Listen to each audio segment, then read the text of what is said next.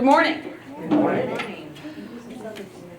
I'm Chris Stecker, and I'm the Master Gardener Program Coordinator and the Horticulture Technician here at Cooperative Extension. I think I've seen a lot of you before. It's good to see you all again.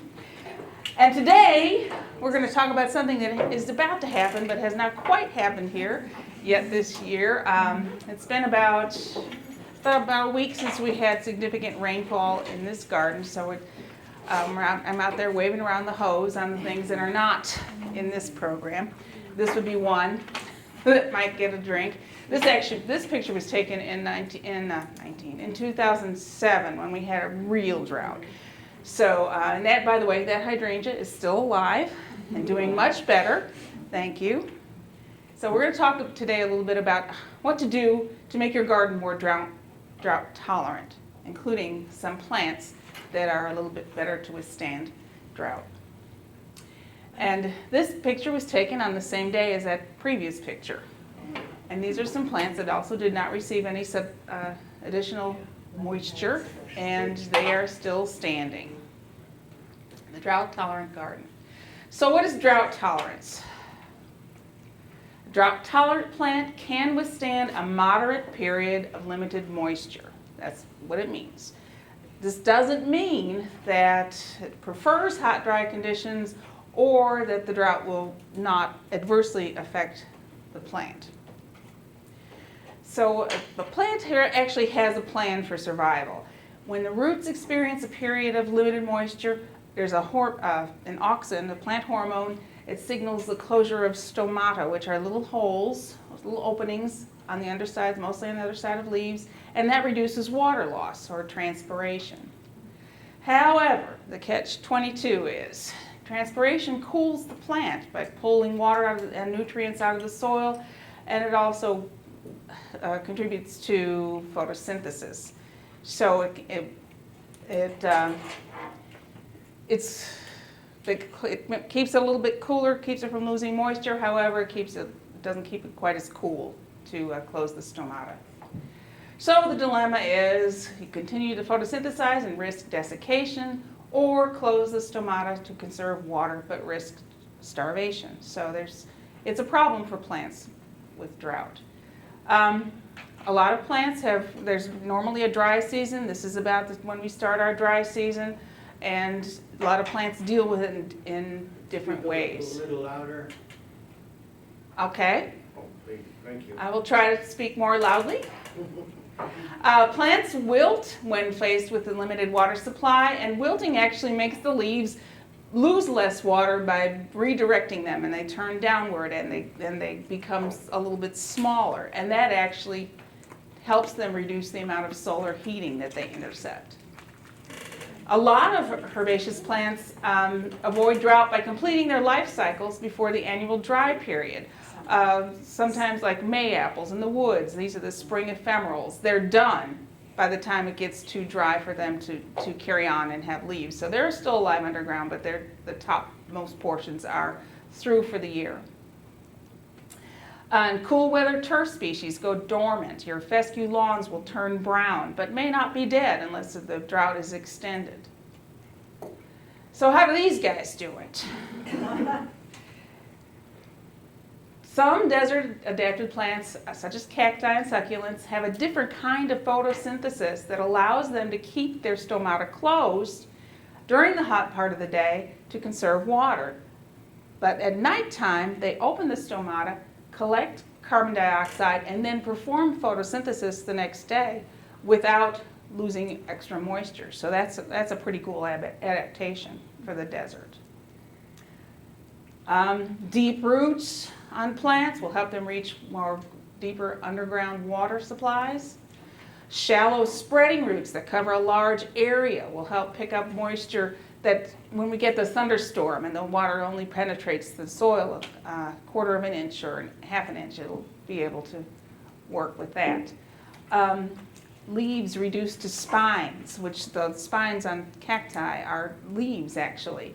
And they have a minimum surface area, so they will not lose moisture during the day. Thick or hairy leaves minimize water loss. and these leaves are generally smaller, so they have less surface area. Waxy leaf cuticle, impermeable to water, which helps prevent evaporation. And you'll see things like on English ivy will have a waxy cuticle, and that will help reduce moisture loss.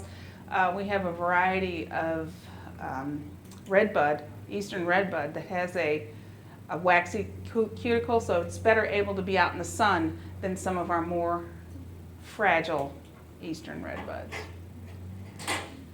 And of course, storage of water and succulent tissues would be anything that has, like sedums have fleshy leaves, that's right. So a well-established plant will be better able and prepared to withstand drought. The requirements are proper bed preparation, proper planting, proper watering, and proper mulching. And this is to get ready to prepare for any kind of drought situation. So the first thing you do is a soil test. And then you group your plants according to their needs, which would include light, so you wouldn't put a shade-loving plant in the full sun. That would not be a good idea for that plant. Water, if a plant has more of a water requirement than one plant has more of a requirement than another plant, you wouldn't want to group it with cacti. pH. And pH is important because it's a limiting factor to how plants use nutrients in the soil. Soil test, it's free, I recommend it. Bring your soil in, bring it in here, we will get it over to Raleigh to the NCDA Soils Lab, and it's free from April 1st until Thanksgiving. So this is a good time because it's kind of slow out there. Okay, that's what they do at the Soils Lab. Preparing. We're going to manage the soil for efficient water use. So you're going to address the soil composition to maintain pore space. Pore space allows for movement of air and water within the soil, so you don't want to compact it. So it allows better water storage and room for air, which is important for plant growth. pH. pH, if the pH is too low or too high, it can limit the accessibility of nutrients to the plant. So a plant could actually starve if the pH is too high or too low. And you want to work it. You want to till in the amendments to a depth of 12 inches to allow for deep roots.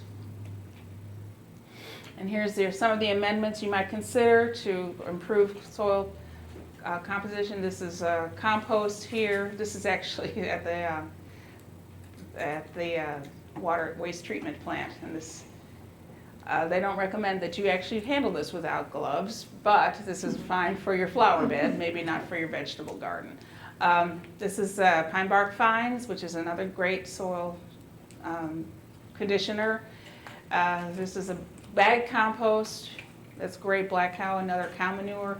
Be careful with manures. Again, manures that you collected from a local farm may or may not have been collected from animals that are pastured on grounds that have been treated with a persistent pesticide or herbicide, which actually would travel through their gut and could wreak havoc in your garden if you use it. So just ask the farmer what he put on his pasture if you're going to use that. This is another great one for improving drainage in the soil, and that is permatil or pea gravel. What is it? Pea gravel. Where we are in this part of the country, we generally do not recommend using peat moss. It's recommended lots of other places. It's fine if you have a sandy soil, but our soils are already retain moisture, and it doesn't really help with pore space. Actually, peat moss is very fine, and the clay is very fine, and so you end up not having an advantage by using peat moss. And of course, lime, as recommended by your soil test. Lime can help correct your pH. Our pH here in this part of the country has a tendency to range to the low side, and you want to get that up to around 6.5. around there. That's good for most plants. Some of the desert type plants would prefer it to be a little bit sweeter soil, which would be a little bit even higher pH. So use what they recommend on your soil test. Planting. Make sure you dig the planting holes 2 to 3 times the width of the root ball. And that is if you've not already prepared this luxurious bed that's got 12 inches deep soil, and then you really don't have to dig such a big hole because it's all the same beautiful soil that you made. If there's a compacted root ball on the plant, break that up for good soil contact. Make sure that that root ball is actually moist when you do the planting, because if it's dried out, it may be a big problem to wet that, because of the roots may actually repel the water, and it'll just the water will run around it rather than being taken up by the roots.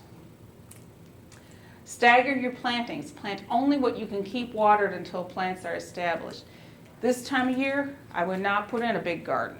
If you want to plant one plant and take care of it until it's established by next year, that'd be fine. But if you plant a whole landscape, you'll just make yourself nuts trying to keep those plants happy. Keep plants watered until they are established.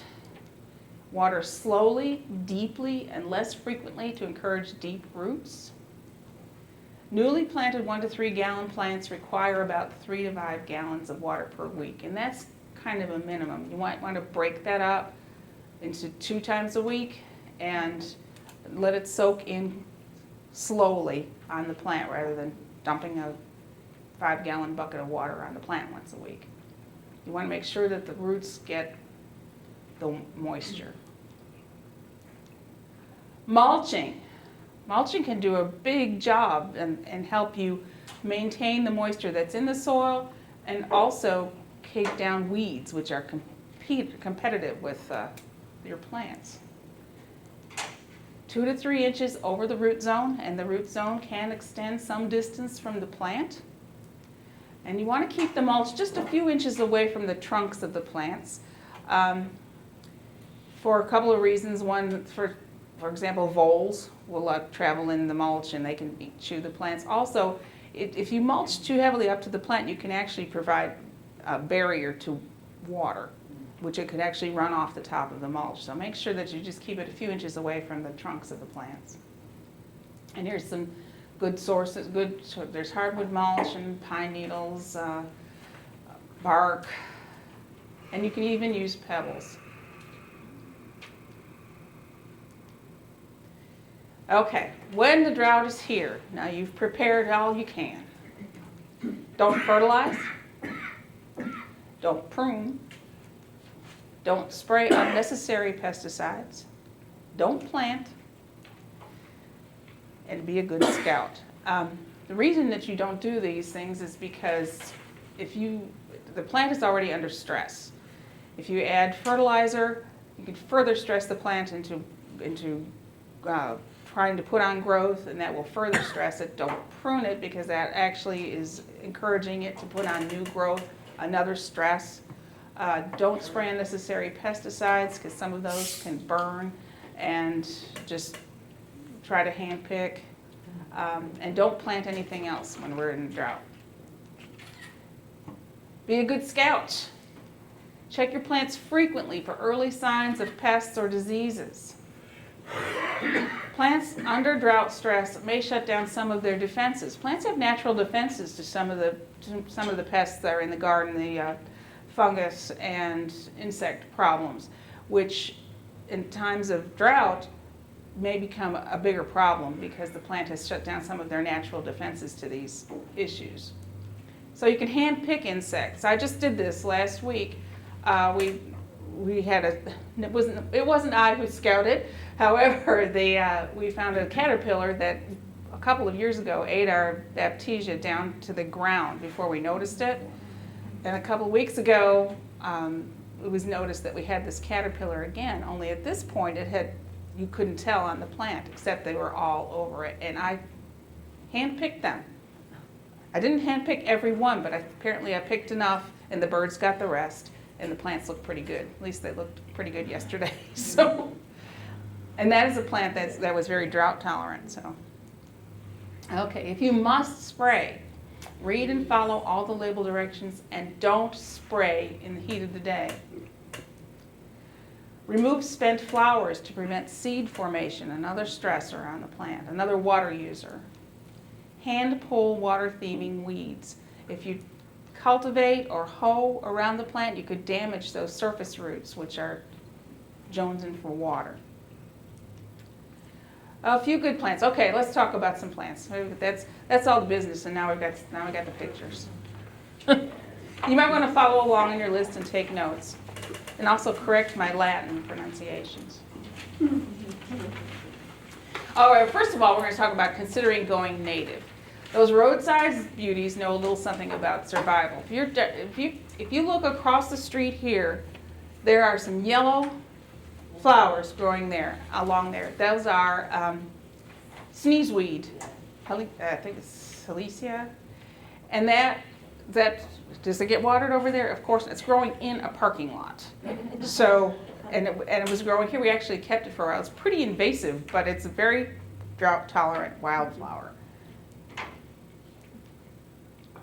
And also, you don't have to be all total native, but you can consider some more attractive cultivars maybe of some of the native plants, and then some that have adapted here very well. However, steer clear of the ones that may have been a little bit too successful here, and those would be the non-native invasives. For example, that English ivy.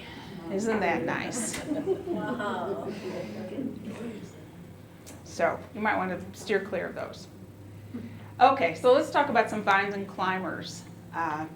Trumpet creeper, which has these beautiful flowers that attract hummingbirds. They just love it.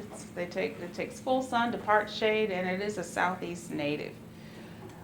However, you might want to watch out because it can eat a tree, but it is a pretty plant.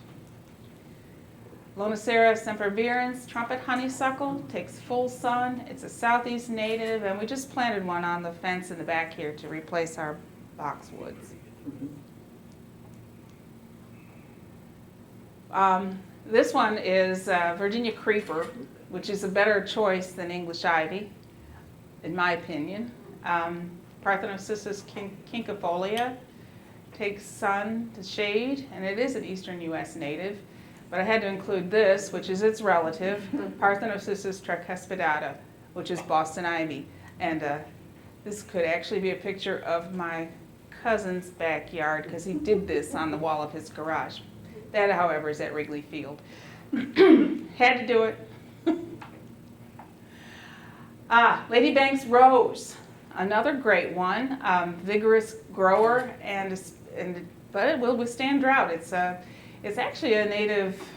It was brought over from Scotland back in the late 19th century, 18th century, and to Texas, and so it is it's been naturalized in Texas, and it's quite sturdy plant. Gelsemium sempervirens, which is Carolina jessamine, takes full sun to part shade. It is native to southern United States, Mexico, and Guatemala, and it's a good fence coverer, and it has pretty yellow flowers in the spring. Ampelaster carolinianus, Carolina climbing aster. Doesn't exactly climb, but it more like scrambles. It's great over a wall. It can take part shade, and it blooms very, very late. It blooms in October, late October, November. So it's is not bothered by the frost. So it's a great plant to have in your late fall garden. Hypericum calcinum, St. John's wort. This is from Europe and Southeast Asia, but it's a great drought-tolerant. It's deciduous ground cover with yellow flowers. It takes sun to part shade.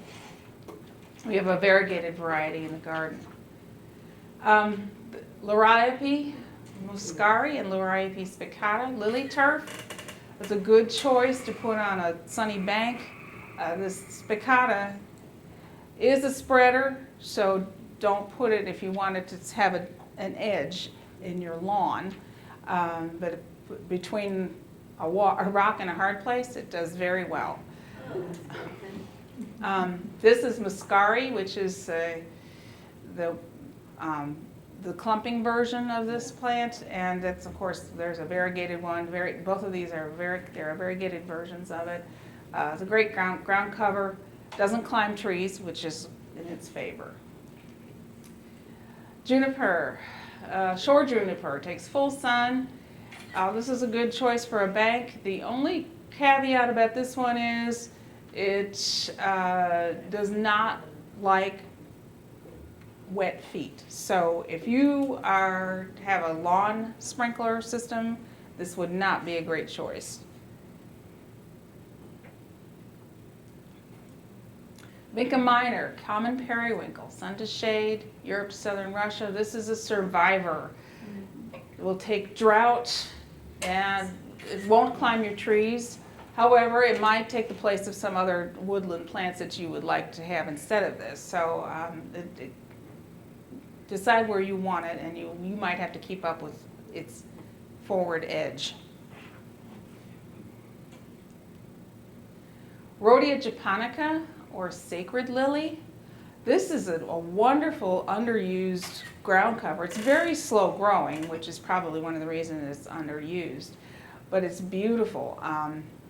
It has these red berries in the fall and it's evergreen, which is in its favor. And this actually took this picture at Montrose. They've got banks of it planted in the woods. It's a great dry shade ground. We have some in the garden here under our silver maple, which is the test ground for all things that will do well in dry shade. So if you want to see plants that do pretty well in dry shade, go hang out under our silver maple. Epimedium versicolor, sulphurium, barrenwort. I put this one in rather than, there are other versions that have different colored flowers, but this one is probably the fastest growing of a slow growing plant. It has little yellow flowers, look like tiny daffodils to me. The leaves come out, they're kind of a variegated red, more red in the spring when they first come out. It is deciduous. Well, it's what they call partially evergreen or semi-evergreen, depending on how hard the winter is. But it sends out these little flowers in early, like March, and then the leaves come right behind it. So you won't be without it for very long, even if it does lose its leaves. It's a great ground. Another one that's growing right under the silver maple, doing well. It's not a super fast spreader, but it does spread. Now we're going to go on to some grasses. A lot of grasses, as a rule, grasses have pretty deep roots and are better able to withstand. They have very thin leaves, and their grasses are, generally speaking, good in drought situations. This is Miscanthus sinensis gracilimus, maiden grass. Some of the miscanthus are self-sowers and can be a little weedy. This one does not self-sow as much, so the gracilimus is a good choice if you don't want it everywhere in your garden. And plus, it's really cool in the winter when it does this. The flower heads come out reddish, and then after frost, they turn into that really pretty fluff. Panicum virgatum, switchgrass, heavy metal. We actually have this one in the garden. It's kind of getting overgrown by an osmanthus, but it's very sturdy. It's also under the silver maple tree on the inside of the fence. It's a very interesting plant. The more shade it has, the more likely it is going to fall over rather than stand up and look pretty. So the more sun, the better. However, it will withstand some shade. This is a native prairie grass. Pennisetum, Alopicuroides, fountain grass. I just took this picture out in our rain garden. We have it on the edge of the rain garden. Rain garden is an interesting situation because plants that are in a rain garden have to withstand drought, but also withstand a lot of moisture. So this one is actually on the upper edge of the rain garden where it's subjected to a drier situation. But this is a good one for, some of the pennisetums are not hardy here. This one is. Is it evergreen Well, grass? you would want to cut it back. Most of these grasses you'd want to cut back in the spring before they start new growth, or in late winter. You want to leave them up for winter interest because they have these flower heads that kind of dry in place and they look attractive in the winter. And then in late winter, cut them back with some of them you can use a lawnmower, some of them you might want to use your weed whacker or pruning shears. Just kind of back to the ground, and then they'll send out new growth. It's not necessary to do that, but it will look tidier without brown leaves in it. More attractive. It's a good choice for a bank too, these grasses. And this one, everybody's favorite, Muhlenbergia capillaris, muley grass, another drought-tolerant grass species. I can't believe Jeff Leister's not here telling me that, oh look, it's around your ginkgo tree that you don't have anymore. This is growing where we now have our scree garden. So, but we do have some Muhlenbergia. We just put some new plants in near the rain garden. So this is a great choice. And of course it has this beautiful pink glow in the fall when its flower heads mature. And there's a white one that actually like even better called, I think it's called white cloud, and it's beautiful. It just looks like a white cloud all winter long. And then this is another one that you'd want to cut back in the late winter and let it come back again. I put this Carex in. I was looking, there are some, Carex is an interesting genus because Carex, this is a sedge and it's not actually a grass. However, I put this one in. This is one that's particularly drought worthy. Carex, some of the Carex cultivars or varieties really prefer more moisture, but some of them do well in dry shade and even in the sun. This one will take full sun. And this is actually what it looks like, and it's called New Zealand hair sedge. I just thought it was very interesting. It'd be an interesting choice for in your landscape. Carex comans. Evergreen shrubs. This is Buxus Seneca variety insularis, or Korean boxwood wintergreen. Takes full sun to part shade, very sturdy plant. We've got that's what our hedges are out in our brigade garden. We prune it. It requires some pruning to be. You don't have to prune it. There's no law that says you have to prune this thing. The law is our garden isn't big enough to have it be this tall. So we do prune it. We have been pruning it in November, which is sort of counterintuitive because it supposedly will get more winter damage that way, but we haven't had a problem with it. So, and it doesn't regrow as quickly as if you prune in the spring. Usually we recommend spring pruning. However, spring pruning is invigorating. So you will get a lot of growth on it, and then you'll end up having to prune it again in the summer. So if you want to just prune it once a year, I would go with November on this plant. Not every plant, but this particular plant will do well with it being pruned in the summer, in the winter, fall. November. Thank you. That's why I lose track of what I'm saying. All right, some evergreen shrubs. The Chinese hollies are going to be your most drought tolerant of the hollies. They're also pointy and sticky, and they sometimes overgrow their allotted size. So be buyer beware, but you can be safe. If it's pointy, sticky holly, it's probably going to do fine in drought. Now, will that make a bearing?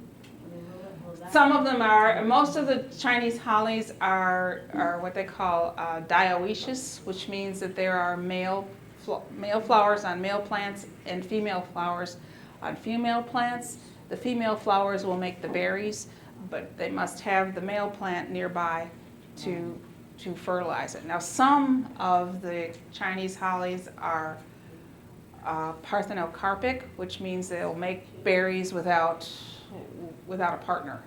So that would be needlepoint is a good one for that. The one we have one of those on the corner, which is supposed to be a shrub that gets to be about 6 feet tall, and we usually prune it when it reaches the roof, which is about 12 or 15 feet. I'm not sure anyway. That thing is big. And these all take very well to pruning, but I would wear long sleeves, leather gloves, full metal jacket.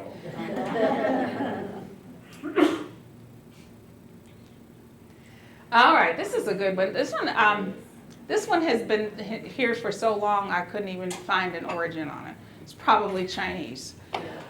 Abelia grandiflora has been around forever. It's probably the most old-fashioned hedge that you'll see at any of the old homesteads. It has this beautiful, very fragrant flowers in the spring. This one is one that they're called kaleidoscope. We just put some of those in the perennial border on the west side of the building, and it does very well. It's a nice evergreen shrub.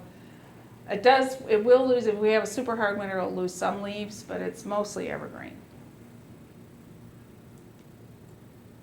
Osmanthus fragrans, fragrant tea olive. I can't believe this is in shrubs, because the one that's hanging over the door opening there is Osmanthus fragrans, and it's past the roof. This one I put in here because it is shrubbier. This one is also Osmanthus fragrans. This one has orange flowers, which is really cool, and the one that's by the door there has the white flowers.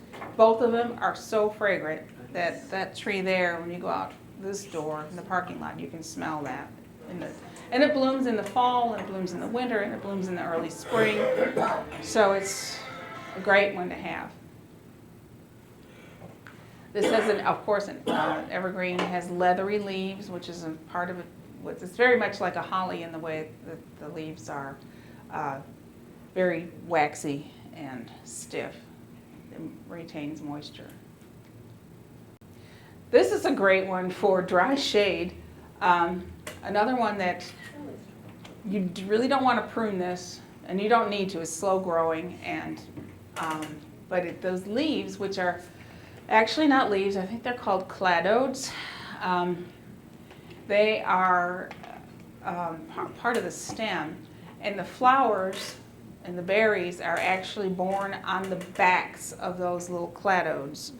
It's a very unusual plant. This is another one that is supposed to have a male pollinator and a female, but if you get this Wheeler's variety, which is what this one is, it is parthenocarpic, and it will make these very pretty red berries. It's not a big plant. It is a slow grower, but it's about the best, really a great one to put under your windows if you're worried about burglars, because this is seriously pointy business in here. And it's called butcher's broom because I'm sorry? Yes, very pointy leaves, and stiff points on them. It's called butcher's broom because apparently butchers would tie these branches together and use this to scour their cutting boards and where they were butchering. No, it's evergreen. Evergreen and very sturdy, and it'll take drought. And the deer don't eat them?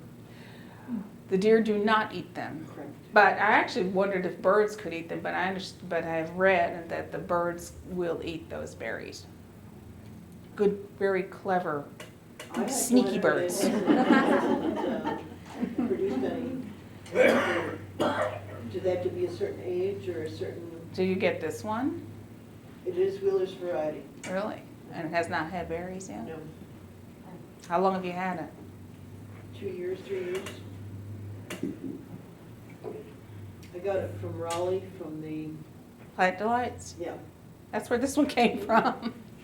I don't know. Is it in the shade?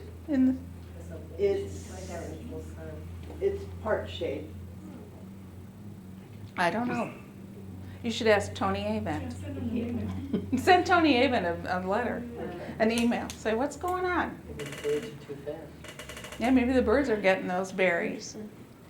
Are the berries all year round or just in the winter? There's still some berries on there now, but they're after a while they turn a little brownish, so they're not as pretty as they were. I also don't think we're going to have as many berries this year as we had last year. It is starting to form. It's right by the front entrance. You walk right by it, so you can see it on your way out. It's a very cool plant, very different. Okay, some evergreen shrubs. Another one that's kind of a shrub is a misnomer. Technically, a shrub isn't supposed to get taller than 15 feet. So, but this Chindoviburnum requires sun. This is back by the fence here, and this red, you can't really see it, but these are all little berries in here. This year it had a lot of berries, and the birds do like those berries very much. We limbed them up to make more room in the garden. Our garden is not enormous, so we've had to deal with some pruning. So we've pruned a lot of things up so that we have more room to plant more things, rather than having broad sweeping skirts on all our trees. So that is one way to solve problems, space problems. This is actually a shrub. Some might call it a perennial, but it acts like a shrub. Yucca filamentosa, Adam's needle, sun to part shade. Is a southeast U.S. native, believe it or not. Very sturdy. And the filamentosa, you can see these little hairs on here. That's where they get that specific epithet. This filamentosa. And there's color guard is one variety that has this one. I think this one is color guard. It has variegated leaves and it's green, evergreen, good plant. I did find out one thing when I was talking earlier about how plants reduce some of their defenses when they are in a drought situation. The plant that we have in the scree garden, which is in full sun all day long, hot, dry area, attracted an insect I had never seen before called yucca bug. Believe it or not. It's a little tiny black bug with a red head. And at first I thought it was spider mites because the leaves were all stippled like they do when something's sucking the juice out of the leaves. And this one, yucca bug, which I did a little research and found out, this is how I found out. I'm going to give you one of my trade secrets for finding out bugs. Google yucca bug.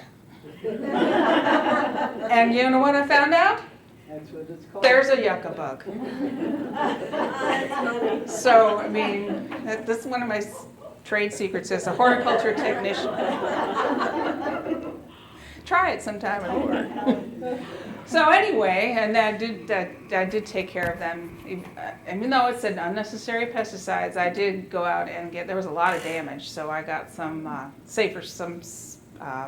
horticulture, what is the soap? Yeah, so I not make it your own soap, but I bought soap. Anyway, and that took care of it. How do you get them to flower? Yeah, I have had some in my garden full sun for probably 3 years now. Really? They make more babies, but nothing's flowering. I have nothing in flowering. No kidding. We got something strange going on in the area. I'll be. I don't know what to tell you because we have some that are in the shade over there that bloom every year. I don't know. Oh well. Maybe they need a little shade.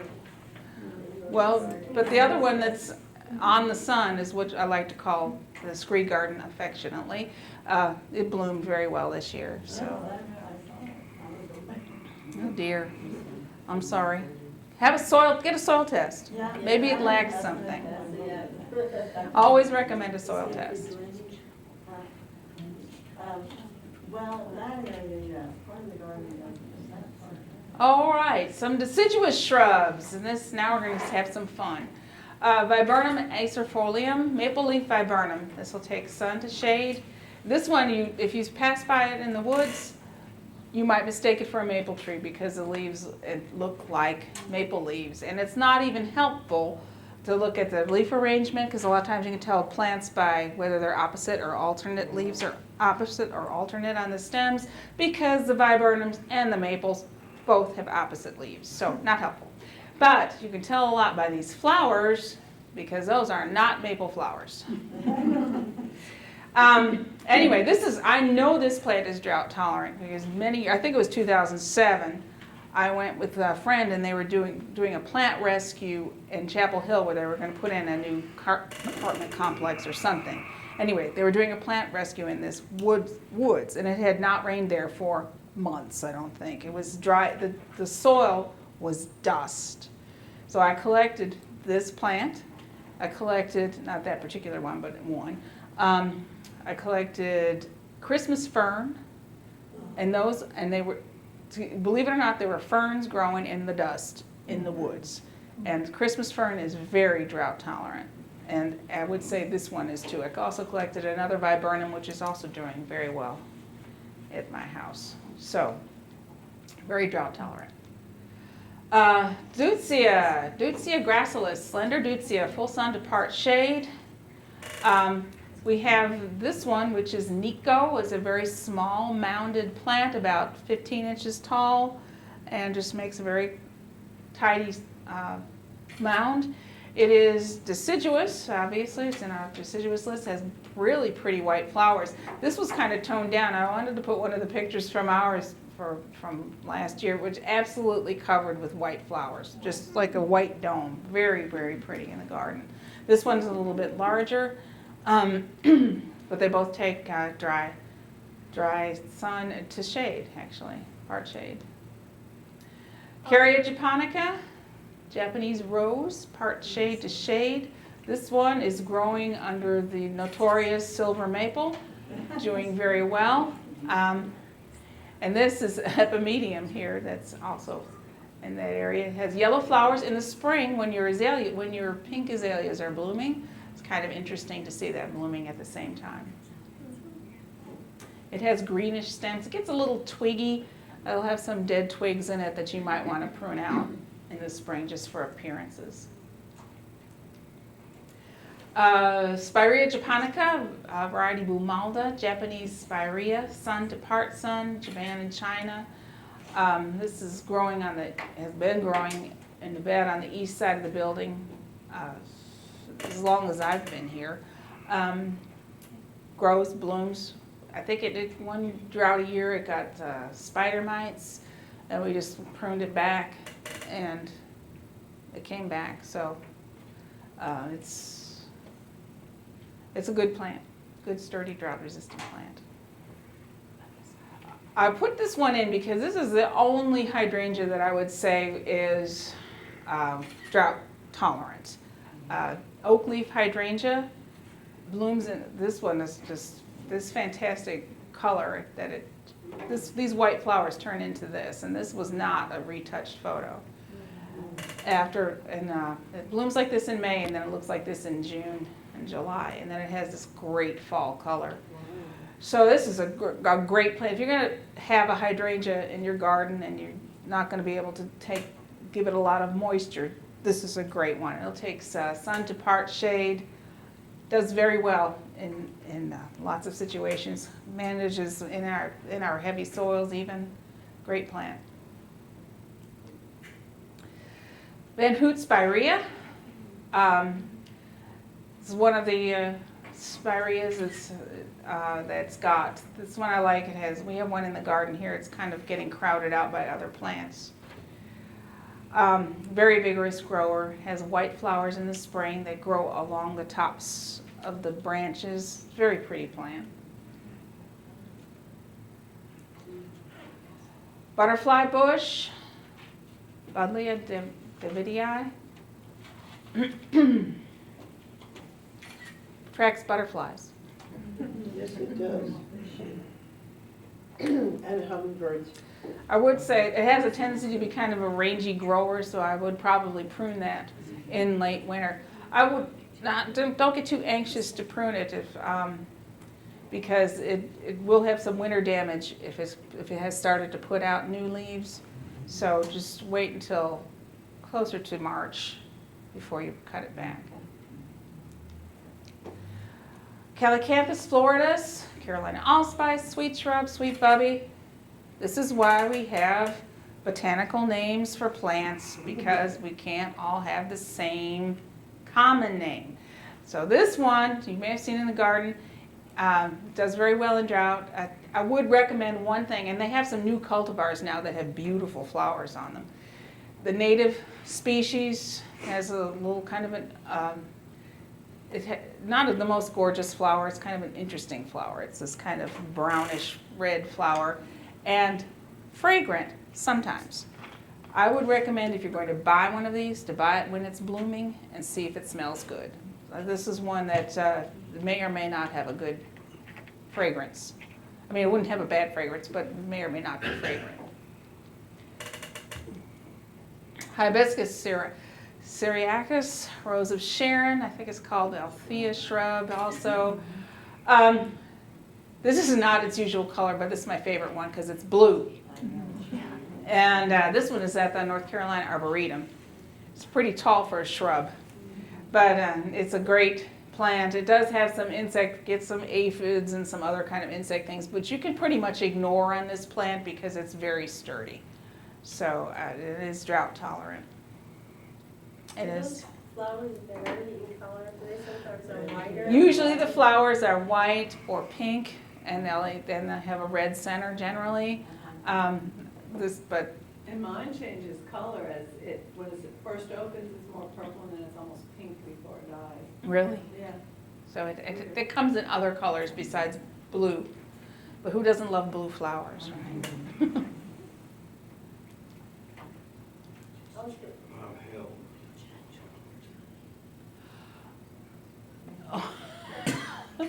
Bob Held doesn't like blue flowers.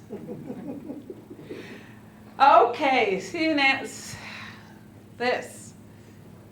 New Jersey tea, and this is one that I've just been reading about, and we do not have it in the garden yet, but I want it.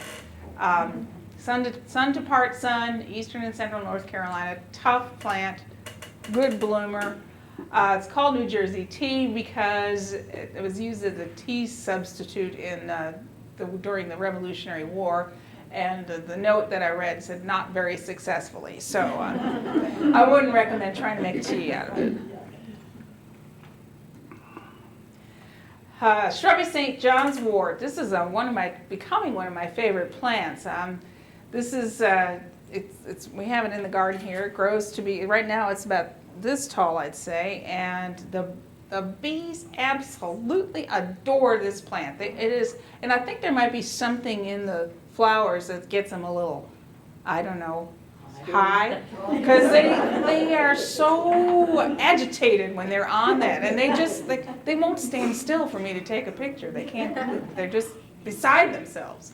Anyway, it's a great plant. It is deciduous, but it does bloom, have these nice big fluffy flowers on it, and it is a native a southeast native. You're going to be selling some of those first in September?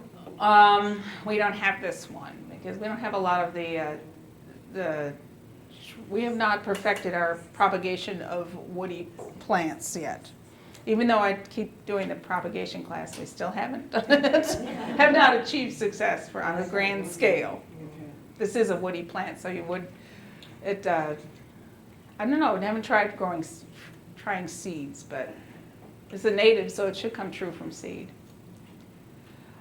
Okay, Calicarpa americana. We will have some of these, I think, at the plant sale because it self-sows around the garden, and we dug up the seedlings. So, American beautyberry. There's nothing to compare with this fruit color. It is fuchsia. It's a beautiful plant in the fall, and the it's funny, the birds have not really discovered this one, but mine at home, take a picture of the berries when they come on because they're gone the next day. The birds love the berries. And it's another one that you're going to want to prune in late winter to encourage it because it blooms on new growth. So, and to keep it more compact, you're going to want to prune it in late winter, and that way it'll get to be maybe 4 or 5 feet tall instead of being 6 or 8 feet tall and kind of leggy. So it's an easy maintenance plant, and those berries are just incomparable. Okay, Rus aromatica, fragrant sumac. When I first saw this plant, I thought, that sure looks an awful lot like poison ivy. It's not poison sumac, and it's not poison ivy. But it's a great native plant to put in the garden, and the fall color is great. Has berries, very, very great, very interesting plant. And actually, the leaves are fragrant as well as the rest of the plant. So that's a real good choice. They have this one growing in some of the plantings at the. If you haven't ever gone to the North Carolina Zoo and checked out their plantings, they have really done a great job with native plants or plants that are native to the areas, and they have a tremendous horticultural department there at the North Carolina Zoo. And this is one of the plants that they have quite a bit of. A few good trees. I didn't put a lot of trees in here because by the time you're having a drought, you're probably not establishing your trees. It's too late. But here's something that I do pretty well. Amelanchier arborea, downy serviceberry. This is a native plant. There's actually some, we saw some of it over at Cedar Rock a year or so ago in bloom when we were there in spring. It has a pretty white flower, as you can see, and it has fruit, but good luck beating the birds to it. Smoke tree. What can I say? It's a cool looking plant. You're going to want to prune this after it blooms just to keep it from being total. It wants to have very long, shaggy limbs, so you might want to cut it back a little bit and keep it a little more compact, but it's very neat when it blooms. Cornus cusa, the dogwoods, this is the one that is the most heat and drought tolerant. It also has interesting fruit, which I understand is edible. I've not tried it, so at your own risk, as far as it being delicious or not. Sourwood, Oxydendrum arboreum, sun to part shade in the southeastern United States. Beautiful fall colors, believe it or not. This red is just spectacular. We have one in the corner back there. The bees, of course, this is your sourwood honey plant. Although, since it's blooming when so many other things are blooming, it's hard to tell which flower was responsible for the honey that you have. I always wondered that. How can you call it sourwood honey? Anyway, this is the plant for which the sourwood honey is named. Okay, Nellie Stevens holly, drought tolerant, parthenocarpic, so you got your berries. Has a good shape, gets a bit bigger than the label reads. I think ours, how tall are ours now? 20? 18. Yeah, they're big. It's a good sized tree. So yeah. Put it where you want it. It actually, speaking of which, it makes a great hedge. This is what they use at Plant Delight's nursery, a part of it, rather than having a 9-foot deer fence. This is a very good deer fence if they're planted close enough together so that the limbs intertwine. Deer don't mess with that. Okay, Arizona cypress. This is a very neat, interesting plant. The color of it is great. This picture was taken when the one that we have was that shape. Now it's much larger. We've limbed it up. It's a little bit rangy. Again, it has outgrown its space, but it's still a beautiful tree.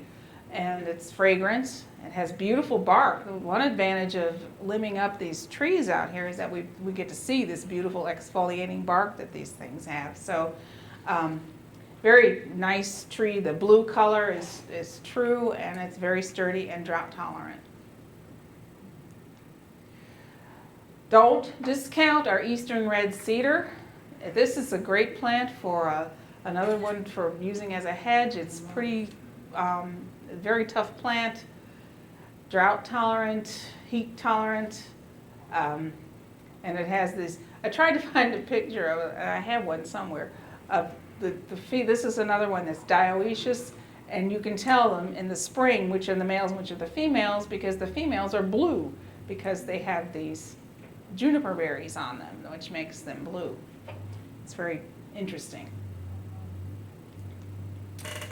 Shumard oak, this is probably your best bet if to plant in a droughty area. Takes full sun and becomes a nice landscape tree, good park tree, because it is drought tolerant and doesn't require quite as much attention as some of the young trees that you'll be planting. Crepe myrtle. Believe it or not, this is one tough plant. Well, it withstands crepe myrtle every year. Comes back, takes a licking. We can't get rid of it. We dug up where we cut down 3 in the front, and now I've decided we're just going to let the 2 of them come back and try to get rid of the other one, because very difficult to discourage this tree if you are tired of it. But look at the beautiful flowers. Look at that. I just took that picture. That thing was, that is the variety. And that's the thing. If you want this and you don't have 25 feet for one, plant one that only grows to be about 5 feet or 4 feet. This is the Razzle Dazzle series, and that plant is about, it's been pruned once since we planted it, and it gets to be about this tall, which is, it's a shrub, so that's great. This one is Catawba, which grows back there, and it gets to be about 12 feet. These that are the ones that are not, this not particular one, but the ones that are on the road, they're about 15 feet, I would say, and they're doing well, and only pruning they need is a little tidying up every year. Just don't, again, plant.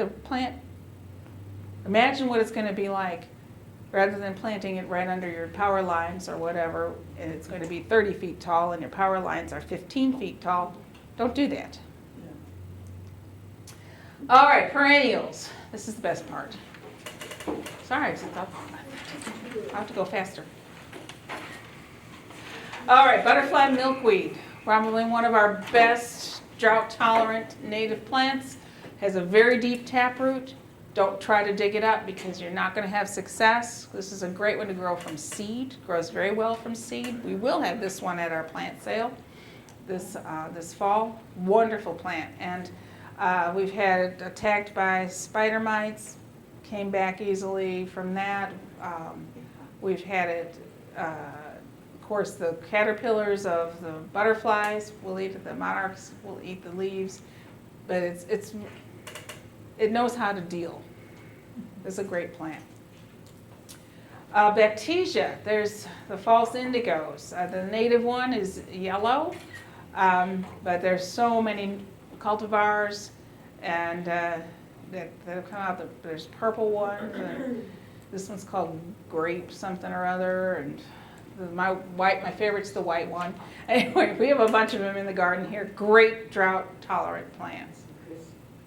I have blue and the yellow. Mm-hmm. Blue got decimated, I assume. The Genista caterpillar. Yeah, but the yellow didn't get touched. Really? No, they Interesting. didn't. Maybe they were full, but they did get touched. Well, Dan just said that the Genista caterpillar that I was complaining about earlier did not attack her yellow Baptisia, but did attack the purple one. Spared. How about that?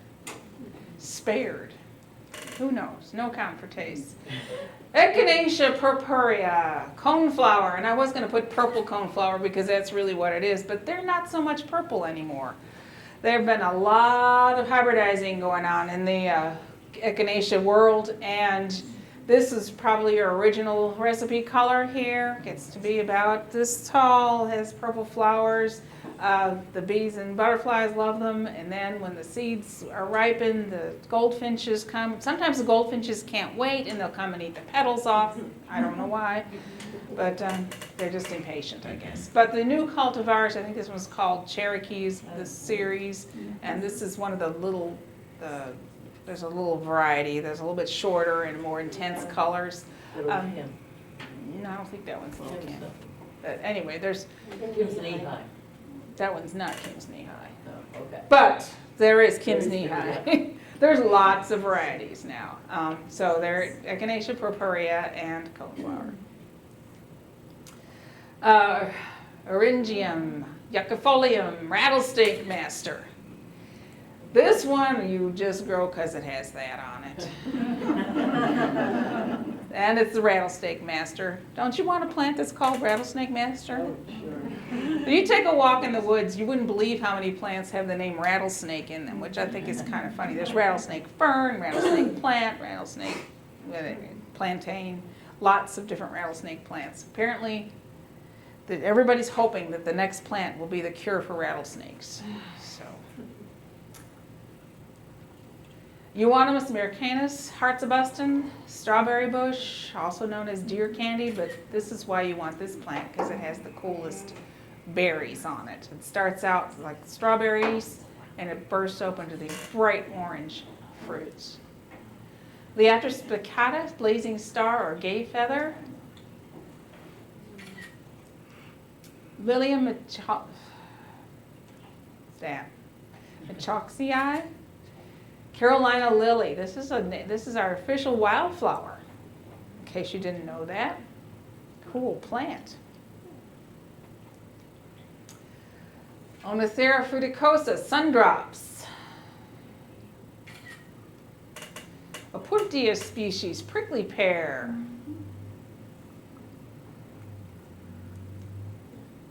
Manfreda, false agave. This is Manfreda virginiana, which is a southeast native, and this is Manfreda opunta or apula, I don't know, opulenta, something like that. Anyway, it is related, but it's not. But it has these awesome leaves and these really cool flower heads that are here. It has seed heads on it now in the scree garden that are up there about 6 feet tall. Okay, aromatic aster. This is a beautiful plant, blooms in fall, which is great. About October, this will be blooming. Wonderful plant. Yeah, rabbits love them. Robins? Rabbits. Oh, rabbits. Really? All of them. Oh, our rabbits haven't bothered them. Don't tell our rabbits, please. Okay, white wood aster, another one that's growing in the shade of the mighty maple tree. And it grows part shade to full shade. It actually almost acts like a ground cover because it's kind of a sprawling plant. And it has covered with white flowers in September, October. Really nice little plant. Solidago odora, sweet goldenrod. Sweet goldenrod is the most drought tolerant of the goldenrods, although the others will all take some drought. This is a native of the eastern and southeastern United States. Salvia gregii, autumn sage.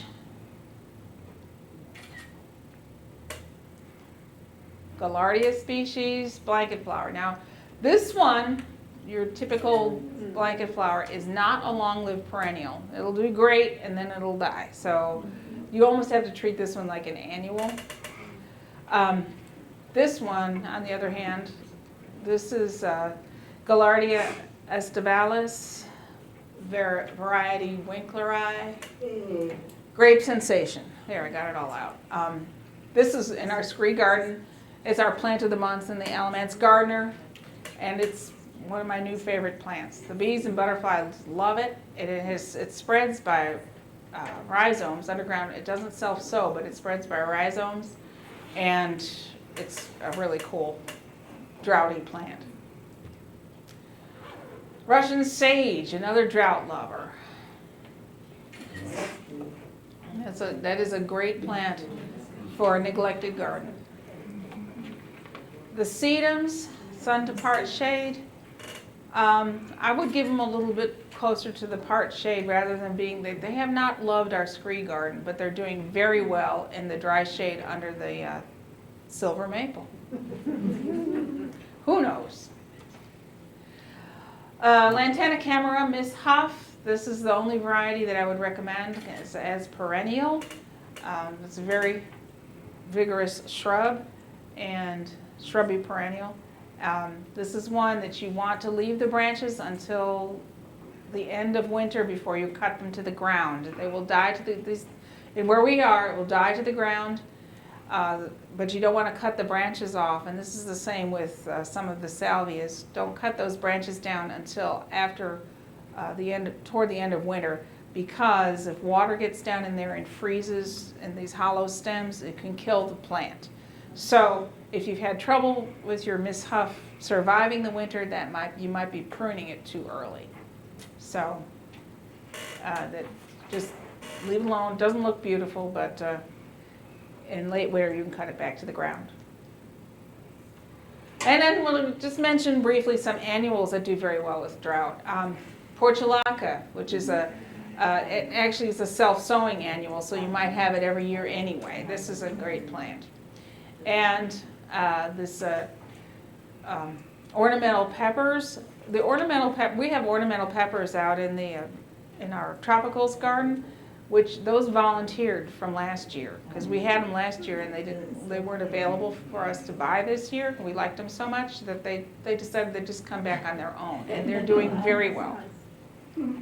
So you might want to save the seeds from them and plant them in the spring, or just see what happens. Petunias are very drought worthy, drought tolerant, and gomphrena, which is this little, and of course the straw flowers and status. And Tithonia, this is the Mexican sunflower, can be as tall as 6 feet, has these brilliant orange flowers. It's the only color they come in, but it's quite a color. So I think that's a good one. What's that called? That is Tithonia, Mexican sunflower. Did I not write that on the list? I'm sorry. I forgot about that one. Herbs. Okay, mostly, as a rule, Mediterranean herbs will do very well in drought, because that's where they come from, as long as they have great drainage. Lavender especially. Lavender is just love in our scree garden. It's doing very, very well. Santolina, another one that's whoa, look at me, I got drainage. Look at me grow. Thyme and rosemary. Those are some of the Mediterranean herbs that do great with perfect drainage. They do great if it stops raining. And as far as turf grass, well, the fescue goes dormant. This picture was taken in August of, well, it was taken in August. And when we used to have grass test plots, now we have a rain garden. The Bermuda grass, still green, the fescue brown. But in the winter, those pictures would be opposite, so it's up to you. Bermuda grass actually will withstand more drought than the fescue. The end.